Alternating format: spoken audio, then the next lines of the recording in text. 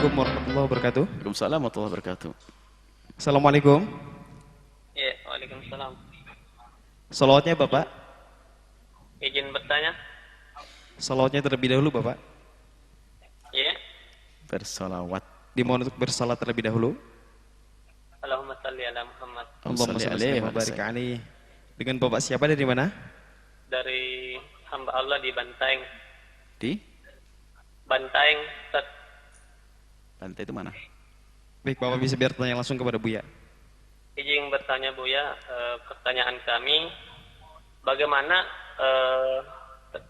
agar kita ketika berbicara bisa melihat waktu dan seterusnya. Kadang kita berbicara tanpa dengan waktu yang tepat dan seterusnya. Ini bagaimana mengontrol pembicaraan kita agar tidak keluar saja melihat dengan memperhatikan waktu yang ada. Itu saja Buya. Bicara dalam hal apa ini? Ketika memberikan nasihat agama misalnya dan seterusnya. Semoga Buya selalu dilindungi oleh Allah Subhanahu wa taala dan diberikan kesehatan dan Ini dari mana tadi? Saya pengen dari nama? Bantaeng, Sulawesi Selatan. Bantaeng mana? Sulawesi Selatan. Selatan.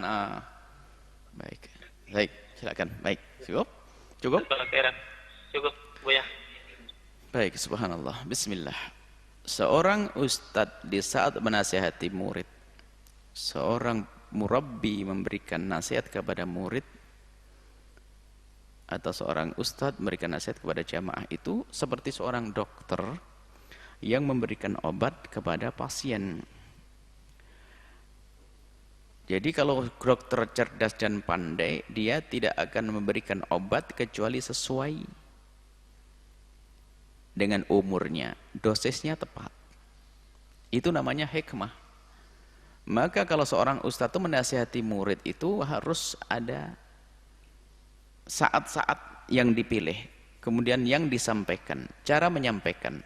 Jadi harus porsinya itu tepat, dosisnya itu tepat.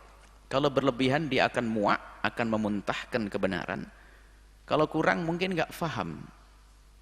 Maka seorang pembimbing itu harus betul-betul bisa memilih waktu yang tepat, kalimat yang tepat, kesiapan santri atau jamaah, kemudian berikan kepada mereka apa yang mereka butuhkan, bukan apa yang kita ketahui. Kita sering sebagai seorang ustadz itu terlena menyampaikan kepada orang apa yang kita ketahui, padahal mereka tidak memerlukan. Contoh jamaah orang awam, tak taunya kita ngajarkan ilmu mantek, ya aneh misalnya. Artinya berikan kepada mereka apa yang mereka perlukan saat itu, maka akan dirasa karena mereka memerlukan. Jadi seperti itu cara memberikan nasihat. Untuk selengkapnya mungkin Anda bisa mencari apa yang pernah kami sampaikan dalam motivasi dakwah kami. Motivasi dakwah itu adalah dimulai dari siapa tugas berdakwah, apa itu dakwah, prinsip dakwah, kendala dakwah, sampai nanti kendala apa hal-hal bagaimana di saat kita harus memberikan pesan-pesan kepada orang lain. Di situ kita sebutkan. Di antaranya seperti tadi itu.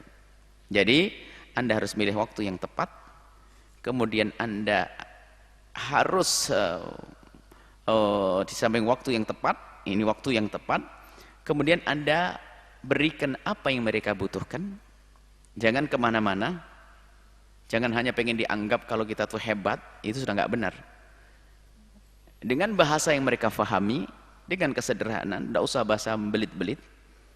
Kalau mereka tidak pernah punya pendidikan, nggak usah pakai bahasa populer, bahasa aneh-aneh, biasalah bahasa. Tujuan kita akan menjadikan mereka faham. Kadang seorang pembimbing itu hanya pengen pamer, dia bisa berbahasa keren dan sebagainya.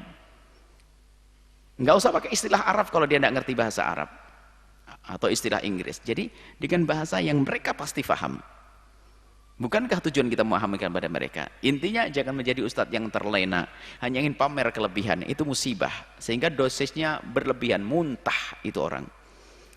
Semoga Allah memberikan kepada kita semuanya adalah hikmah di saat ingin menyampaikan, tahu waktu, tepat dosis, sehingga orang yang mendengar pun bisa menerima kebenaran, dan semoga Allah memberikan hidayah kepada mereka. Ini saja, wallahu a'lam bishawab.